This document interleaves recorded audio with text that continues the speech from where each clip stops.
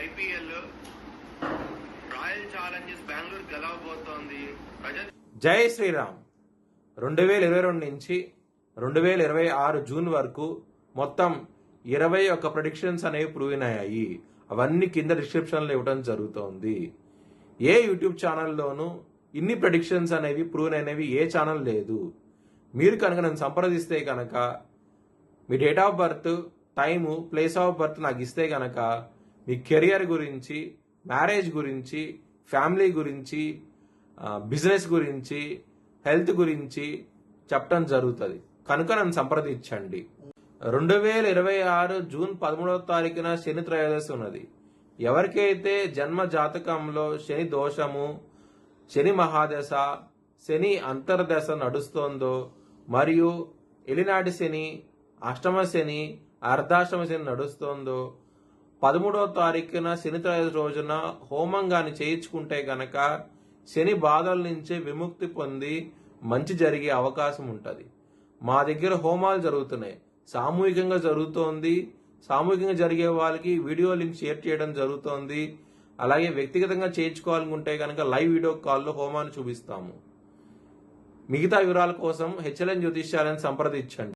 కన్యా రాశికి అధిపతి బుధుడు కన్యా రాశిలో ఉత్తర 2, 3, 4 పాదాలు, హస్త 4 పాదాలు, చిత్త 2 పాదాలు ఉంటాయి. ఈ నక్షత్రం వాళ్ళందరూ నేను చెప్పే వార ఫలితాలు వర్తిస్తాయి. ఈ వారంలో కన్యా రాశి వారికి దశమ స్థానంలో బుధుడు యోగిస్తున్నారు, లాభస్థానంలో గురు శుక్రులు యోగిస్తున్నారు, 6వ స్థానంలో రాహు యోగిస్తున్నారు, 9వ స్థానంలో రవి యోగిస్తున్నారు.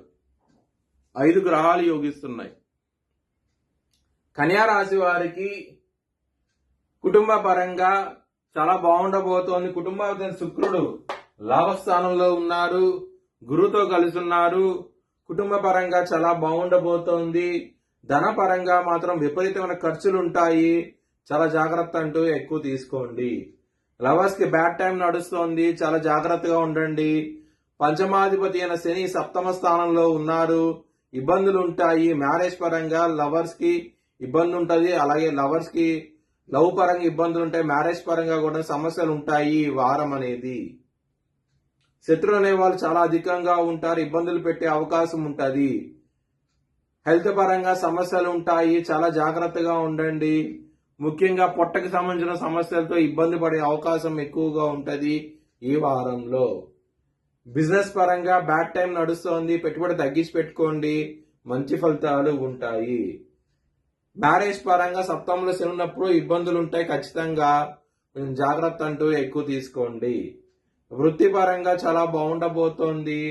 దశమాధిపతి దశమ స్థానంలో ఉండటము చాలా చాలా మంచి ఫలితాలు ఉంటాయి. లగ్నాధిపతి దశమస్థానం, దశమాధిపతి దశమస్థానం ఈ విధంగా రాసి ఉన్నది కాబట్టి మంచి ఫలితాలు చూస్తారు. వృత్తి పరంగా మాత్రం ఎటువంటి సమస్యలు ఉండవు.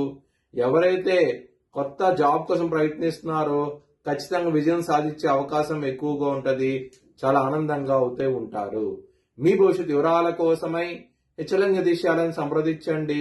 Please like, share and subscribe my channel.